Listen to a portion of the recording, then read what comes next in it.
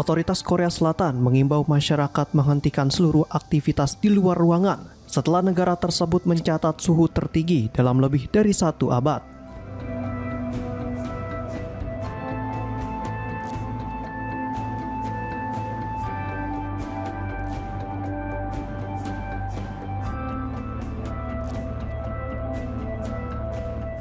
Badan Meteorologi Korea atau KMA melaporkan suhu di kota Yangsan, wilayah Tenggara Korea Selatan, mencapai 42,5 derajat Celcius pada Minggu 2 Agustus 2026.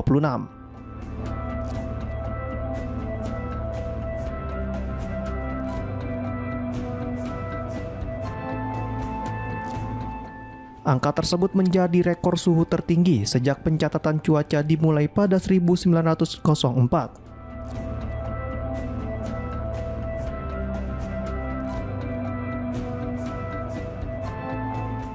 Badan Meteorologi meminta masyarakat segera mencari tempat yang lebih sejuk seperti pusat pendinginan atau lokasi yang teduh serta memastikan tubuh tetap terhidrasi.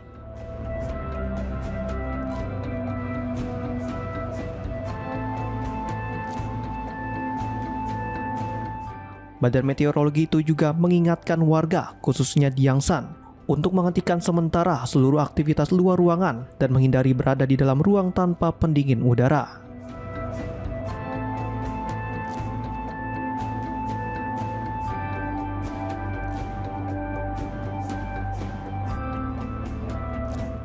Gelombang panas ekstrim telah melanda Yangsan selama 5 hari berturut-turut dengan suhu yang konsisten menembus 40 derajat Celcius.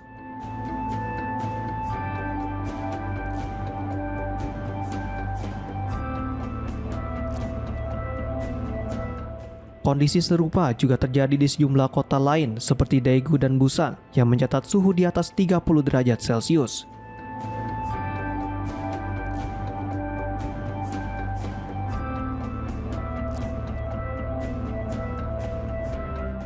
Di ibu kota Seoul, warga memadati berbagai fasilitas pendingin dan area semprotan air untuk menghindari cuaca yang menyengat.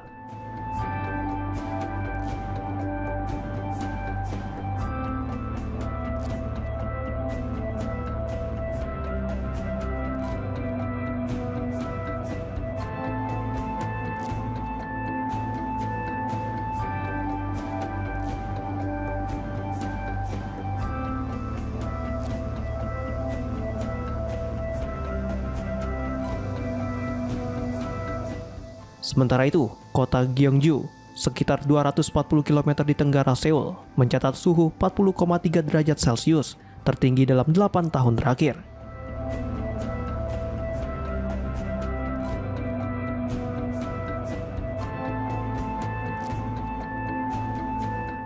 Lebih dari 20 wilayah di Korea Selatan kini berstatus peringatan darurat gelombang panas.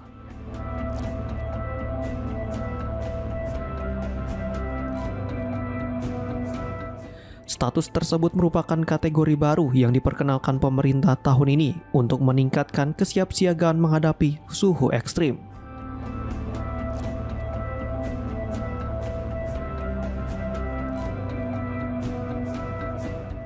Peringatan darurat diterbitkan apabila suhu yang dirasakan diperkirakan mencapai 30 derajat Celcius atau suhu aktual menyentuh 39 derajat Celcius.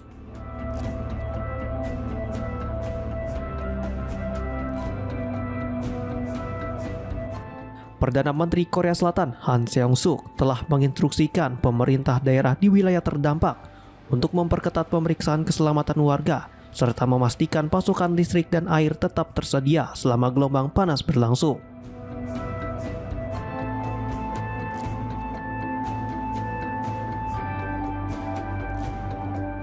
Para ilmuwan sebelumnya telah memperingatkan bahwa perubahan iklim akibat aktivitas manusia membuat fenomena cuaca ekstrim, termasuk gelombang panas, menjadi semakin sering terjadi dan lebih intens.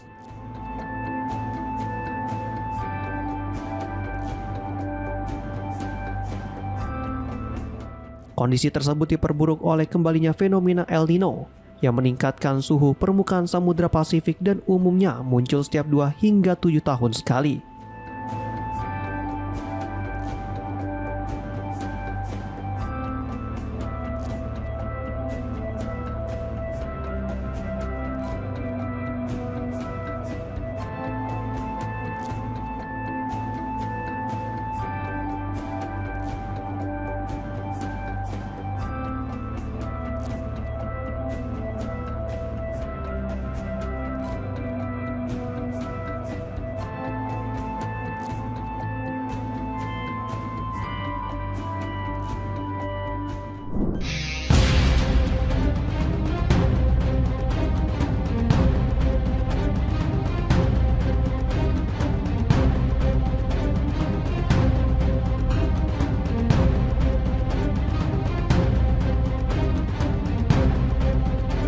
Dua helikopter pemadam kebakaran Yunani bertabrakan di udara saat memadamkan kebakaran hutan di wilayah barat Athena pada Minggu 2 Agustus 2026.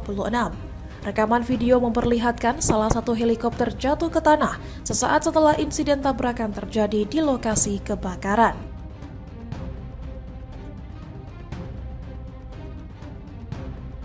Kecelakaan tersebut menewaskan dua awak pesawat yang masing-masing merupakan warga negara Yunani dan Denmark.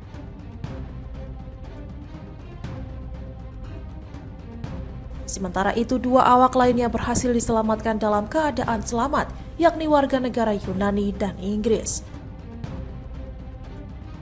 Pemerintah Yunani mengerahkan hampir 500 personel pemadam kebakaran serta 23 pesawat untuk mengendalikan kobaran api. Namun, angin kencang membuat api terus meluas ke kawasan hutan yang kering dan sulit dipadamkan.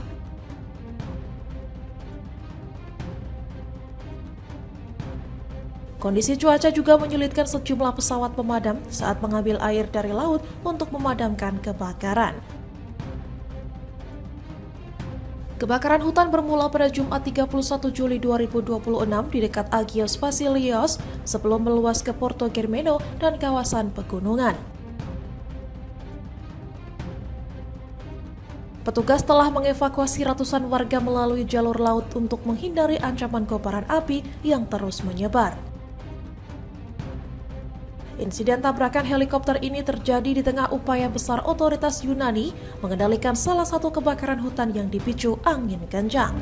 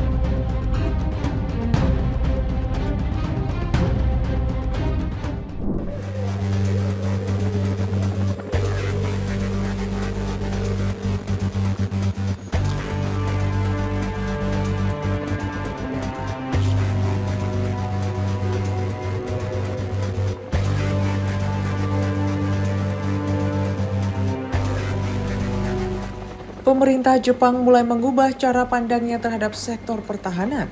Dalam buku putih pertahanan terbaru, Tokyo menegaskan bahwa penguatan kemampuan militer tidak hanya bertujuan menjaga keamanan nasional, tetapi juga dapat menjadi penggerak pertumbuhan ekonomi.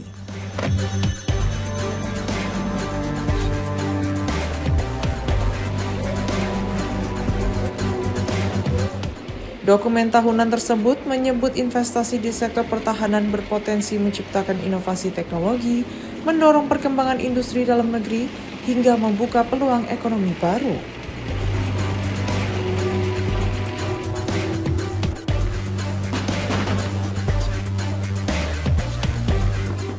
Karena itu, pemerintah berencana memperluas pemanfaatan teknologi canggih, mendukung perusahaan rintisan, serta meningkatkan penggunaan komponen komersial dalam produksi alutsista.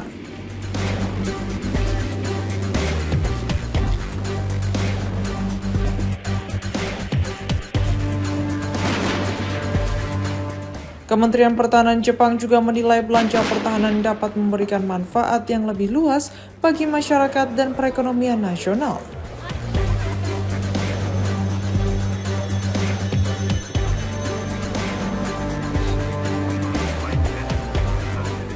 Pendekatan ini sejalan dengan kebijakan Perdana Menteri Sanae Takaichi yang menjadikan belanja strategis pemerintah sebagai salah satu motor penggerak pertumbuhan ekonomi.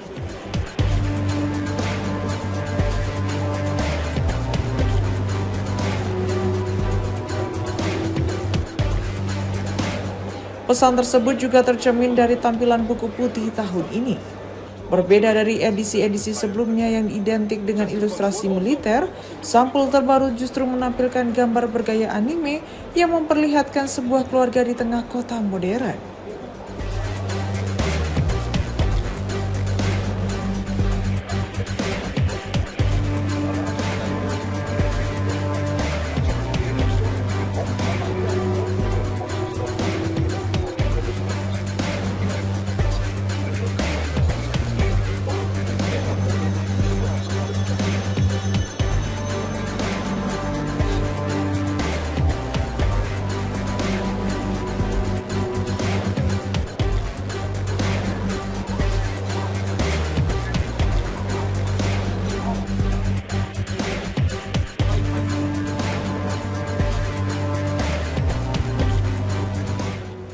Pemerintah menyebut desain tersebut dipilih untuk menggambarkan visi masa depan yang lebih optimis.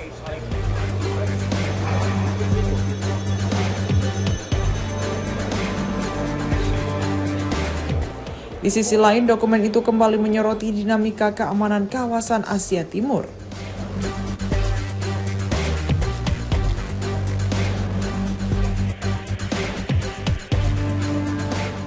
Jepang menilai aktivitas militer Tiongkok bersama perkembangan kemampuan pertahanan Rusia dan Korea Utara masih menjadi tantangan utama yang harus dihadapi.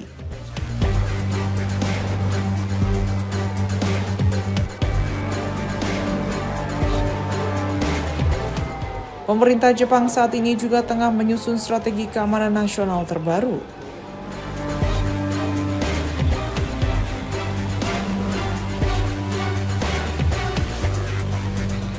Sejumlah pengamat memperkirakan dokumen tersebut akan mendorong peningkatan anggaran pertahanan guna memperkuat kemampuan pencegahan.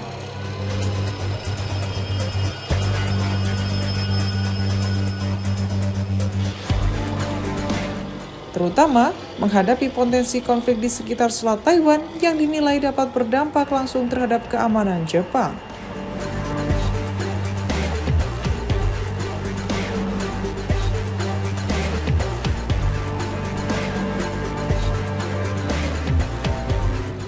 Dalam penilaian resminya, Tokyo kembali menegaskan bahwa aktivitas militer dan berbagai langkah strategis Tiongkok menjadi perhatian serius, sekaligus dipandang sebagai tantangan keamanan terbesar bagi Jepang dan komunitas internasional.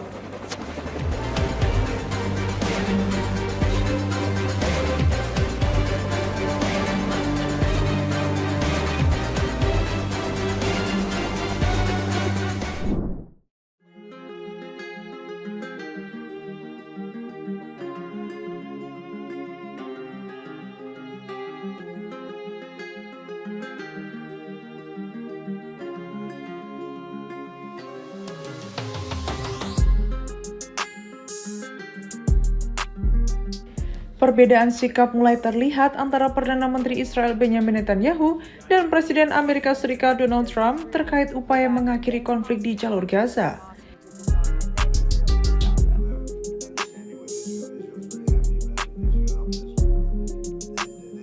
Netanyahu secara terbuka mengakui masih terdapat perbedaan pandangan mengenai kesepakatan yang diinisiasi Dewan Perdamaian Bentukan Amerika Serikat.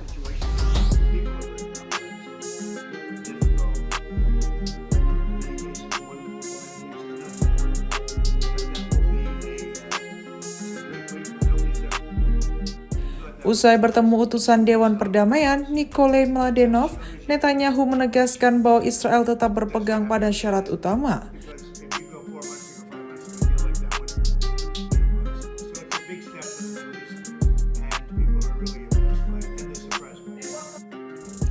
Yakni Hamas harus terlebih dahulu menyerahkan seluruh persenjataannya dan Gaza harus benar-benar didemilitarisasi sebelum proses rekonstruksi wilayah dapat dimulai.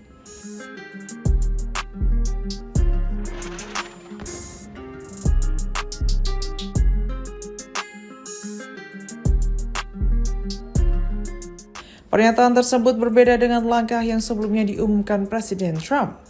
Pekan lalu, Trump menyebut telah tercapai sebuah kesepakatan penting dengan Hamas yang membuka jalan bagi penghentian konflik.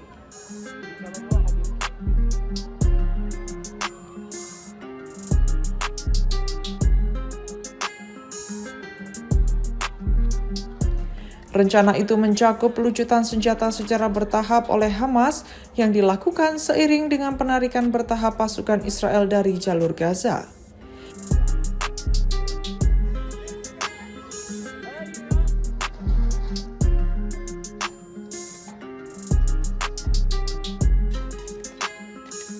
Namun di tengah penolakan dari pemerintah Israel, Dewan Perdamaian kemudian memperjelas bahwa proses pelucutan senjata Hamas harus diselesaikan sepenuhnya sebelum penarikan pasukan Israel dapat dilakukan.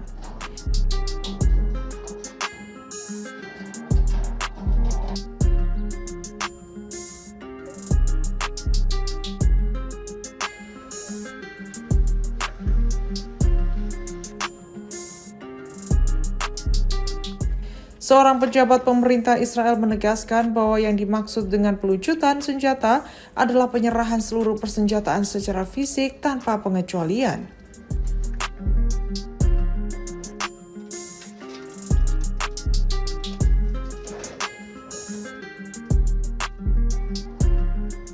Pernyataan itu disampaikan setelah Hamas menyatakan kesediaannya untuk melucuti senjata sebagai bagian dari proposal perdamaian yang dimediasi Amerika Serikat.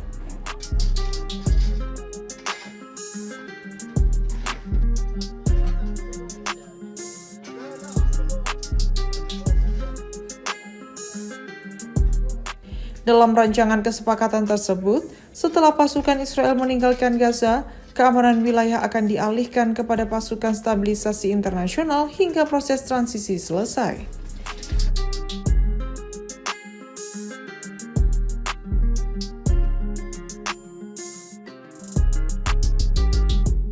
Meski demikian, kedua pihak masih berselisih mengenai tahapan pelaksanaannya.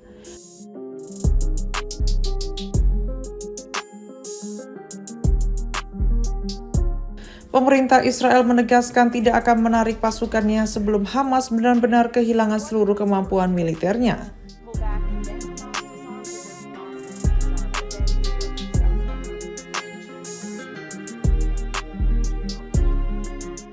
Sebaliknya, Hamas menginginkan penarikan tentara Israel dilakukan lebih dahulu sebagai persyaratan sebelum mereka menyerahkan persenjataan.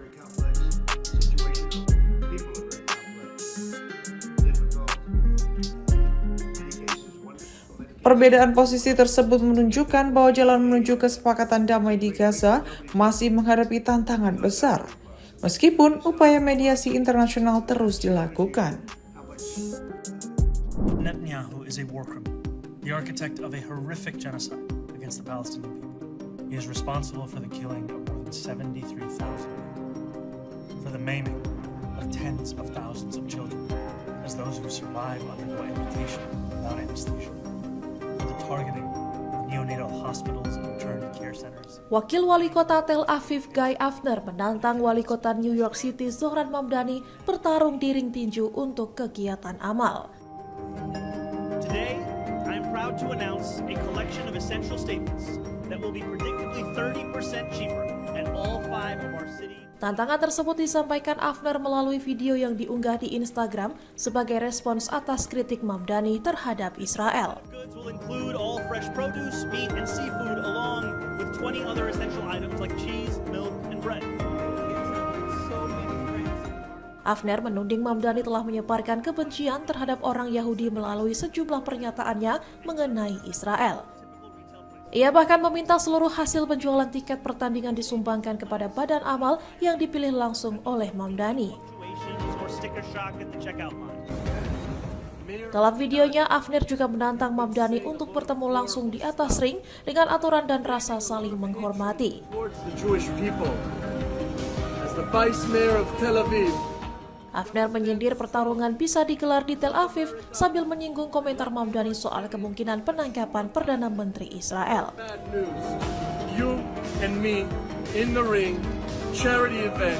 Every dollar we make goes to charities. You can choose the charities, but it's gonna be you and me, baby. One-on-one. You and me. You're gonna Sebelumnya, Mamdani sempat menyebut Benyamin Netanyahu berpotensi ditangkap jika berkunjung ke New York, namun kemudian menarik pernyataannya. There's nowhere to run. There's nowhere to hide. It's time. You and me, face to face. Let's go. Netanyahu is a war criminal. Menurut Avner, perbedaan pandangan sebaiknya diselesaikan secara terbuka di area tinju, bukan melalui media sosial maupun perang pernyataan. Tens of thousands of children, as those who survived the occupation not extinction, with the targeting. Mamdani sendiri merupakan wali kota muslim dan keturunan Asia Amerika pertama yang memimpin New York City sejak dilantik pada awal 2026. Today, I am proud to announce a collection of essential statements that will be predictably Sikap kritis Mamdani terhadap Israel dan konflik Gaza selama ini memang kerap menuai kecaman dari pejabat Israel serta sejumlah komunitas Yahudi. This core set of goods will include all fresh produce, meat, and seafood, along with 20 other essential items like cheese, milk, and bread. Once a month, our 5 city-run grocery stores will set prices for this core set of goods at 30% below typical retail prices. No exceptions, no gimmicks. The savings will last for the entire month.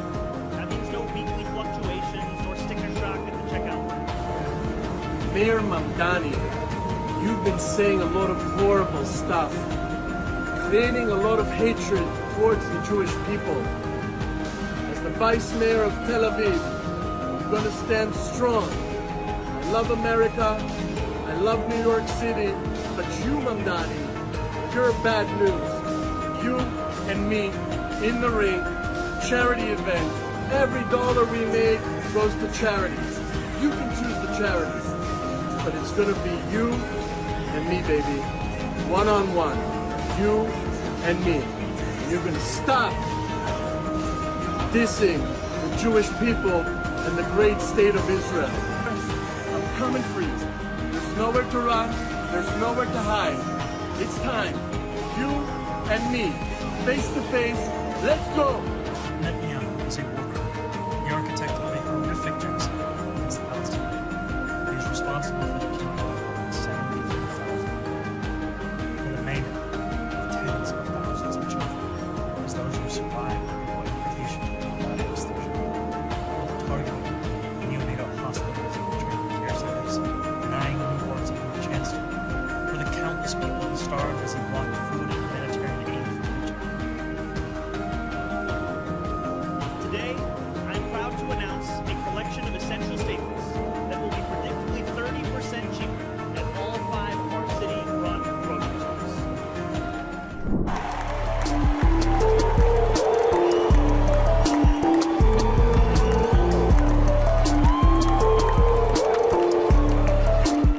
Panggung musik internasional kembali heboh. Tapi bukan cuma karena aksi panggung ciamik dari unit trip hop asal Inggris Massive Attack.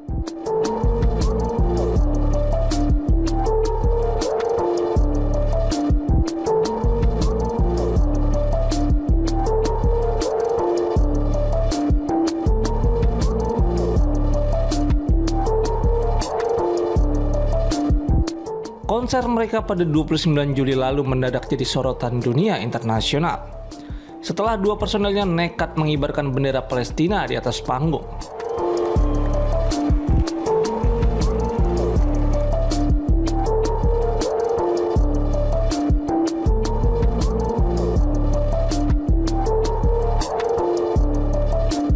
Tak berhenti di situ, aksi panggung tersebut kian memicu kehebohan tatkala teriakan Free Palestine bergema kencang di tengah riuhnya penonton.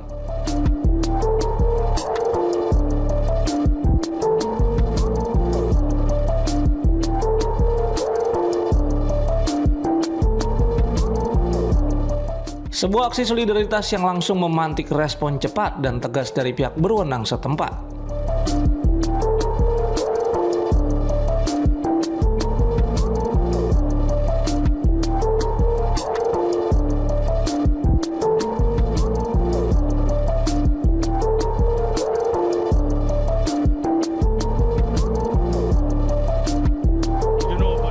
Otoritas negeri Singa jelas tidak tinggal diam.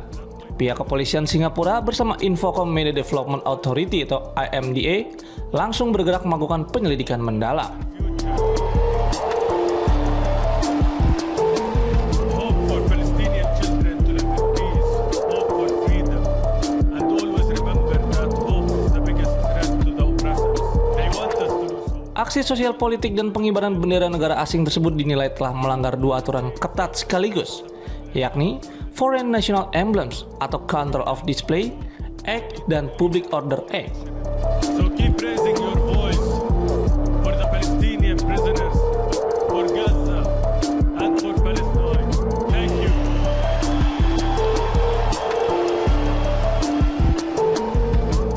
Keputusan tegas pun diambil. Kedua personel yang terlibat dijatuhi hukuman keras, dilarang melangkahkan kaki lagi ke wilayah Singapura.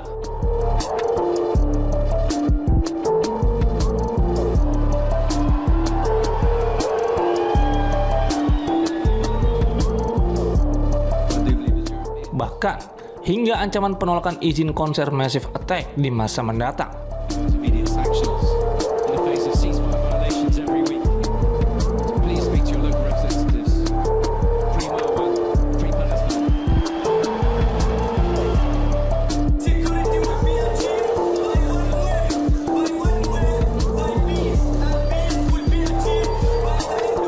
Pihak berwenang menegaskan bahwa stabilitas, kohesi sosial, serta keharmonisan antar umat beragama dan antar ras di dalam negeri adalah harga mati yang tidak bisa ditawar.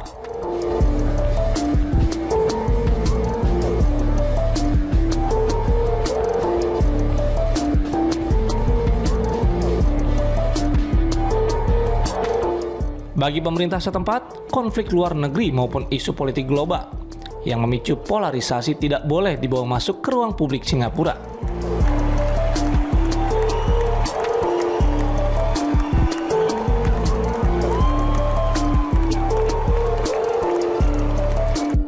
Bahkan oleh bintang musik berkelas internasional, sekalipun demi menjaga supremasi hukum dan kedamaian masyarakatnya.